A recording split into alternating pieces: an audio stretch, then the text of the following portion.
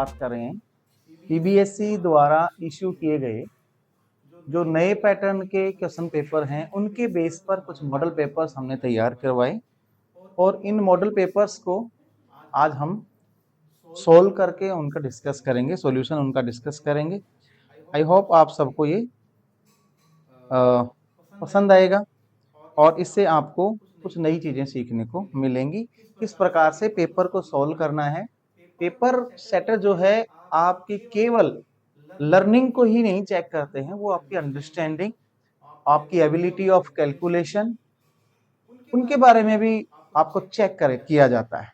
इसलिए आप कितना अपने नॉलेज को अप्लाई कर पाते हैं डिफरेंट सिचुएशंस में, उसका भी यहाँ पर टेस्ट किया जाता है। इसलिए बहुत ध्यान से वीडियो के अंत तक बने रहें और जो सॉल्यूशन आज हम इस पहले पार्ट में डिस्कस करेंगे, आई होप वो एग्जाम के पॉइंट ऑफ व्यू से आपके लिए बहुत हेल्पफुल होंगे। The first question is said which characteristic is observed by the reaction shown in the given image। तो जैसे कि आप इमेज देख रहे हैं, ये इमेज हमने चैप्टर में पढ़ी भी है ना। चैप्टर 1 में भी हमने देखा इसको कि एक गैस यहाँ पर एक रिमूव हो रही है। कब?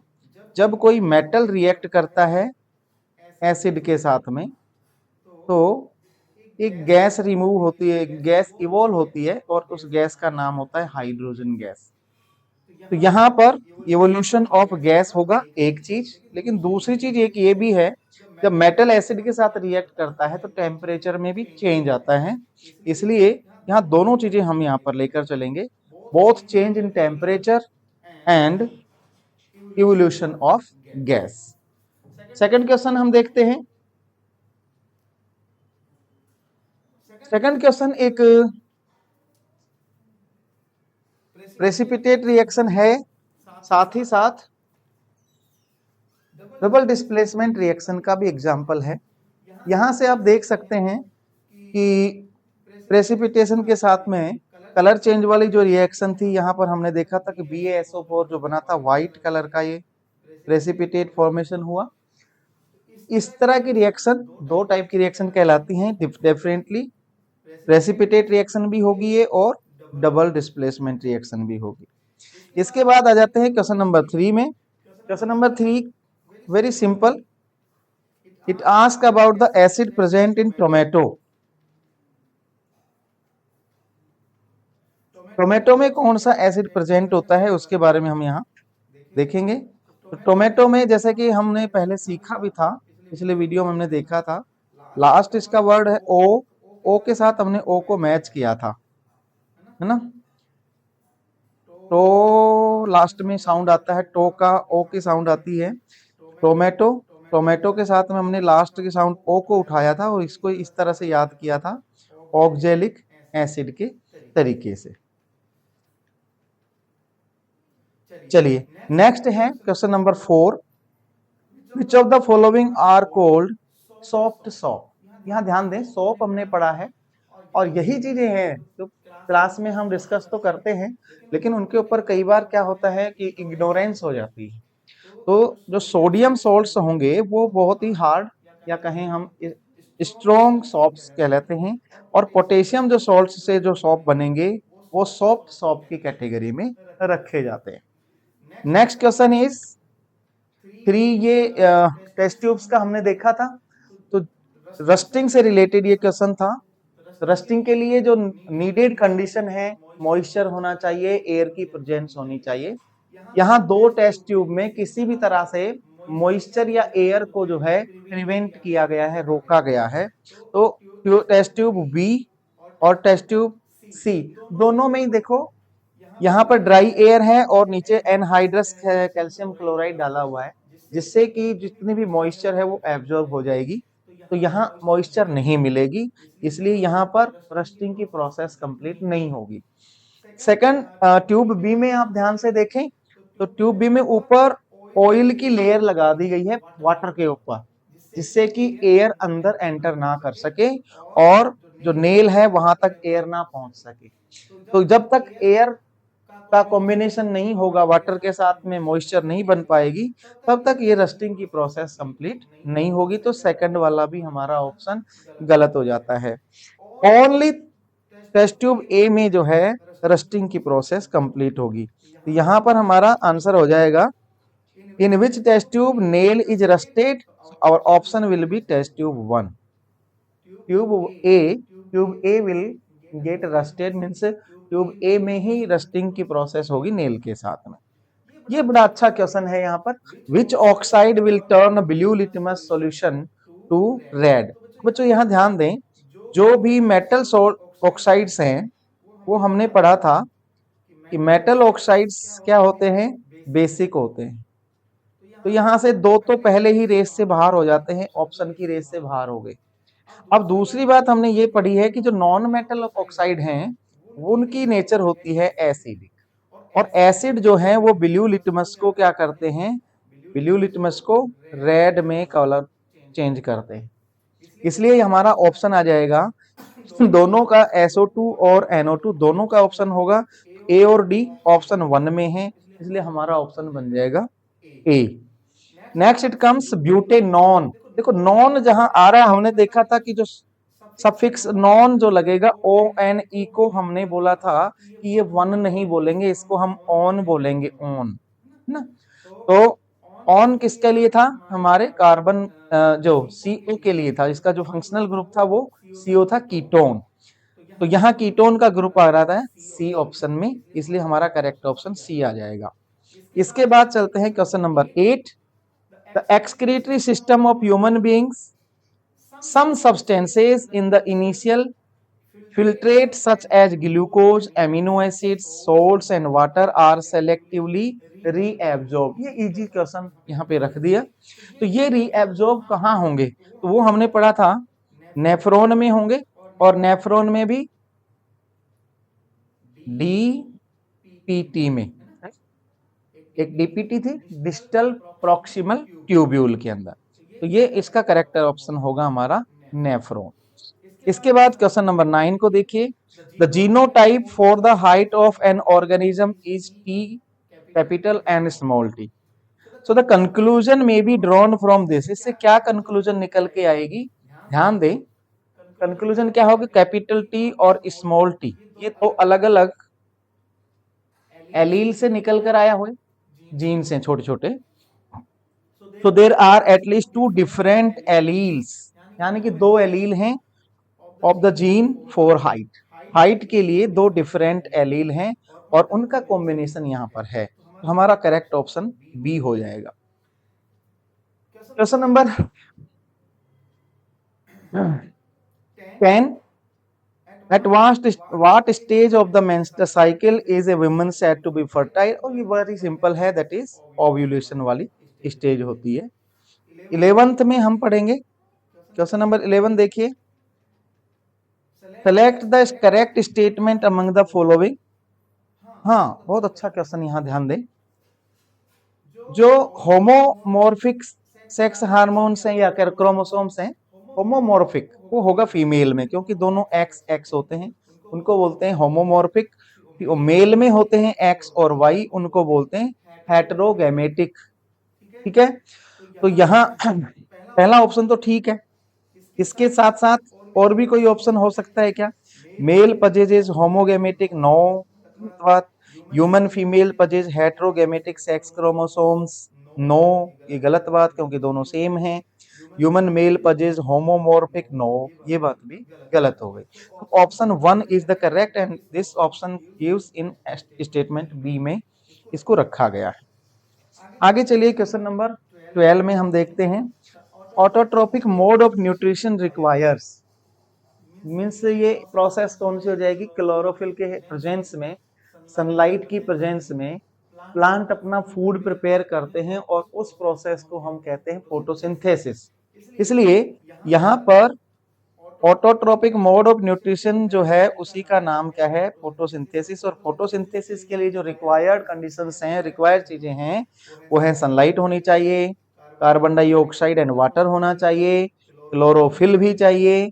तो all of these the option will B correct option. Coming to the 13th question, you see, which of the following describes the common domestic power supplied in India? ये बहुत क्लियरली हमने डिस्कस किया था कि इंडिया में power supply दो factor हैं, एक तो 220 वोल्ट का पोटेंशियल डिफरेंस होगा और जो फ्रीक्वेंसी होती है वो 50 हर्ट्ज की होती है। तो दोनों का ऑप्शन यहाँ पर हमारे पास ऑप्शन डी में मिल जाता है। इसके बाद आते हैं हम क्वेश्चन नंबर 14।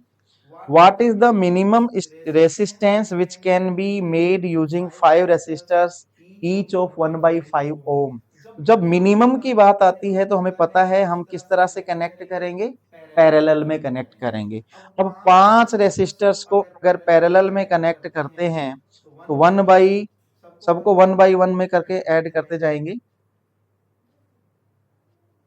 हमारा पांचों का देखो लिखेंगे तो 1/R1 plus 1/R2 plus 1/R3 plus 1/R4 और प्लस 1/R5। ये टेक्स्ट बुक का क्वेश्चन है वैसे।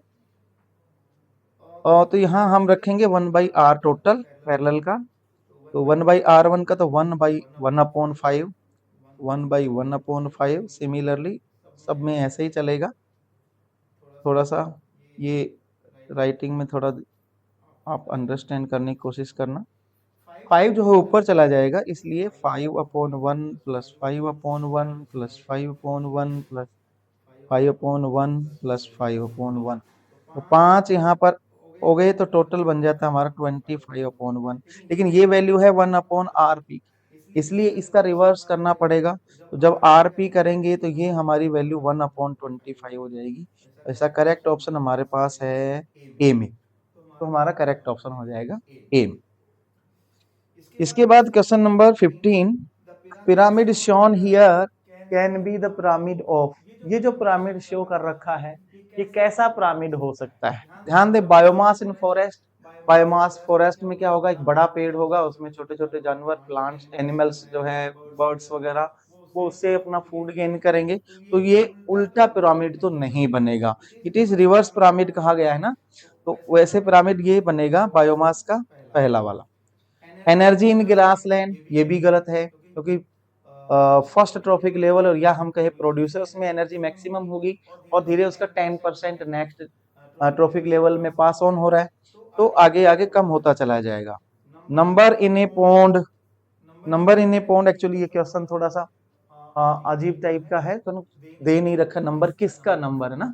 यहाँ प्लैंकटन के नंबर हो सकते हैं, छोटी मछलियों के नंबर हो सकते हैं, बड़ी मछलियों के नंबर हो सकते हैं, या थोड़ी घास या एल्गी वगैरह के भी नंबर हो सकते हैं। तो ये भी वैसे देखें हम तो सीधा पिरामिड बनेगा। अब ये उल्टा पिरामिड बन रहा है only in A pond ecosystem. तो यहाँ हमारा बायोमास इन ए पॉन्ड इकोसिस्टम, वो बायोमास अपर ट्रॉपिक लेवल में ज्यादा रहेगा। नेक्स्ट क्वेश्चन 16 में आइए। In a given food chain, suppose the amount of energy available at the third trophic level। तो देखो ट्रॉपिक लेवल फर्स्ट, ये 10% रूल से हम यहाँ चले, तो 10%, फिर उसका 10%, फिर उसका 10%, इस तरह से जाएगा 10% रूल के अकॉर्डिंग। ये कह रहे हैं थर्ड ट्रॉपिक लेवल, ये मान लेते हैं हम फर्स्ट, ये सेकंड मान लेते हैं, ये थर्ड मान लेते हैं। तो थर्ड पर इन्होंने दिया है 50 किलो जूल, तो इससे पहले वाले में हम एक जीरो ऐड कर देंगे 500 किलो जूल, और उससे पहले वाले में एक बार फिर से एक और जीरो ऐड कर देंगे, that will be 5000 kilo joule. क्या है प्रोसेस, लेफ्ट साइड में जब हम कैलकुलेट कर रहे हैं तो एक एक जीरो इंक्रीज करते जाते हैं, क्योंकि 10% वाली बात आ रही है। और अगर राइट हैंड साइड का पूछा गया है तो हम एक एक जीरो कम करते चले जाते हैं, और इस तरह से हमें आसानी से इसके आंसर मिल जाते हैं। क्वेश्चन नंबर 17 से लेकर 20 तक ये हमारे अजर्सन रीजनिंग के क्वेश्चन हैं। इनको बहुत ध्यान से हमें करना है। यहाँ दो स्टेटमेंट होते हैं, एक स्टेटमेंट होता है और एक होता है उसका रीजन, कि ये स्टेटमेंट करेक्ट है या नहीं, इसका रीजन ये है। अब हमें दोनों सेंटेंस को एक दूसरे के साथ कोरिलेट करके देखना है। अगर वो उसकी एक्सप्लेनेशन करेक्ट कर रहा है दिन मीन्स दोनों ठीक है, पर पहले हमें चेक करना है क्या दोनों स्टेटमेंट करेक्ट हैं। सबसे पहले यही चेक करना है, फिर उनका रिलेशन देखेंगे हम आपस में। तो पहले देखते हैं, stannous chloride is a powerful oxidising agent which oxidises mercuric chloride to mercury. No, ये बिल्कुल गलत है, दोनों सेम सॉल्ट हैं और ये एक दूसरे को इस तरह से नहीं कर सकते। Stannous chloride gives A grey precipitate with mercuric chloride, हाँ ये ठीक है, मर्क्यूरिक क्लोराइड के साथ में ये देता है, but stannic chloride does not do so. अब यहाँ स्टेनस और स्टेनिक में फर्क क्या है, ये डिफरेंस है इनकी वैलेंसी का। छोटी वैलेंसी को अस के साथ बोला जाता है और जो बड़ी वैलेंसी होती है उसको इक के साथ में बोला जाता है। तो स्टेनस और स्टेनिक में छोटी वैलेंसी है स्टेनस और बड़ी वैलेंसी है स्टेनिक। तो दूसरा रीजन हमारा करेक्ट है, बट स्टेटमेंट इज रॉन्ग। तो ऐसा कोई ऑप्शन इसमें है? Yes, A is false but R is true.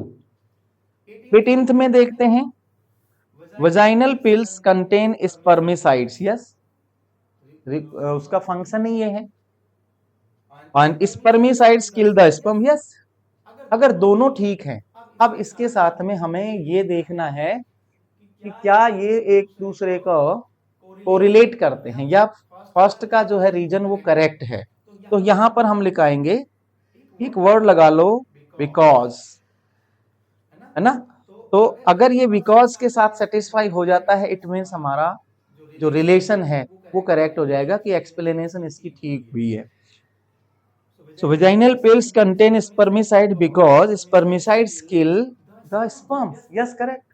इस तरह से इसको हम कोरिलेट कर सकते हैं। दोनों को देखो, पहला भी ठीक है, दूसरा ठीक है, वो उसकी करेक्ट एक्सप्लेनेशन करता है। तो ये यहाँ पे A R true, R is the correct explanation of A. So option A will be the correct answer. Next it comes question number 19। The magnetic field intensity at the center of a circular coil carrying current changes if the current through the coil is double.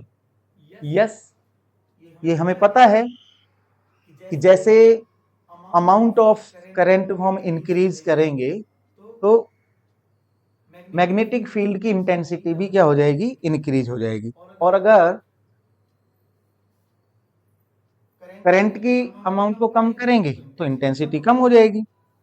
यहां reason देखिए, magnetic field intensity is dependent. Yes, definitely ये बात सही है दोनों, और ये इसकी करेक्ट एक्सप्लेनेशन भी कर रहा है, बिकॉज यहाँ के लगाकर देखेंगे तो ये इसको करेक्ट एक्सप्लेन करेगा। इसलिए ऑप्शन होना चाहिए कि ए और आर बोथ करेक्ट हैं, और ए जो है, आर जो है ए की करेक्ट एक्सप्लेनेशन करता है। तो यहाँ ए में ही है, ये ए विल बी हमारा correct answer.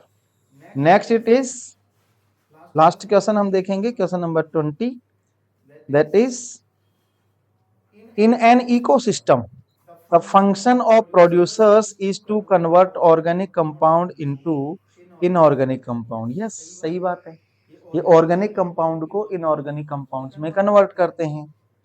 Green plants the producer transduce solar energy, ये भी सही है, और दोनों एक दूसरे की करेक्ट एक्सप्लेनेशन कर रहे हैं, इसलिए हमारा option A will be the correct answer. तो आज के वीडियो में हम इतनी ही बात करेंगे। नेक्स्ट वीडियो में हम इसका बी, सी, डी और ई पार्ट को भी सोल्व करेंगे। Till then take care.